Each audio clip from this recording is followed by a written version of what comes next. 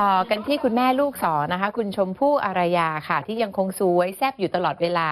ตอนนี้เนี่ยลูกชายค่ะน้องสายฟ้ากับน้องพายุเนี่ยอายุครบ1 ขวบแล้วอยู่ในช่วงที่กำลังเริ่มเรียนรู้แล้วก็จดจำชมพู่ก็เลยบอกว่าช่วงเวลาเนี้ยก็อยากจะใช้เวลาอยู่กับลูกให้มากที่สุดก่อนที่เขาจะไปเริ่มเข้าเนอร์เซอรี่นะคะพอมีนักข่าวก็ถามถึงว่าแหมมีลูกน่ารักขนาดนี้เมื่อไหร่จะมีลูกสาวบ้างเจ้าตัวก็บอกว่าอยากมีลูกอีกค่ะอยากมีสัก 3-4 คนแต่ว่าน่าจะยังไม่ใช่ตอนนี้ขอเป็นช่วงปีหน้าเพราะว่าไม่อยากจะช้าไปมากกว่านี้ด้วยแต่ก็อยากจะรอให้น้องแฝดเนี่ยเข้าเรียนเนอร์เซอรี่ก่อนไปฟังเสียงสัมภาษณ์คุณชมพู่กันค่ะ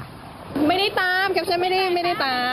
คราวที่แล้วพาลูกไปทะเลก็แบบติดใจอะไรเงี้ยเด็กเขาชอบอะไรเงี้ยคิดว่าเด็กเขามีความสุขนะแล้วก็คือความรู้สึกแรกตอนที่เขาแบบเขาได้ไปอะไรเงี้ยแล้วแบบเหมือนพอแบบ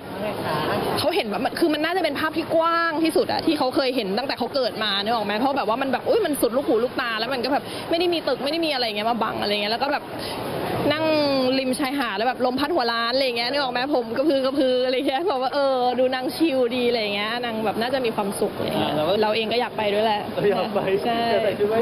อยากแบบว่าเปลี่ยนบรรยากาศอะไรเงี้ยอยากไปชิลอยากไปอะไรเงี้ยก็บอกคุณน็อตว่าชมอาจจะอย่างน้อยอาจจะขอแบบตรงนี้อีกสักปีหนึ่งอยากแบบว่า enjoy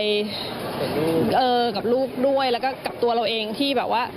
เราเริ่มมีเวลาเริ่มบริหารจัดการเวลาได้แบบว่าลงตัวมีเวลาส่วนตัวมีแบบมีได้ใช้ชีวิตส่วนตัวบ้างแล้วก็เล่นกับเขาอะไรเงี้ยคือมันกำลังลงตัวตอนนี้ก็บอกว่าขอแบบ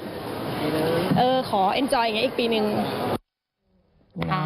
ก็ต้องมีอีกหลายๆคนน่ารักขนาดนี้ทั้งนี้คุณแม่ลูกสามก็ยังสวยนะคะคุณพี่แหม่มเนี่ยโอ้ยขอบคุณค่ะคุณแม่ก็หัวฟูอยากจะให้เห็นในวันที่หัวฟูจังเลย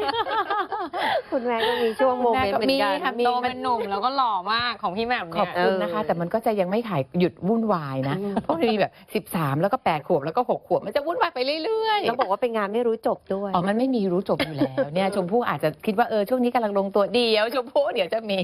มาเรื่อยๆสนุกดีค่ะสนุกดีค่ะมากันที่คู่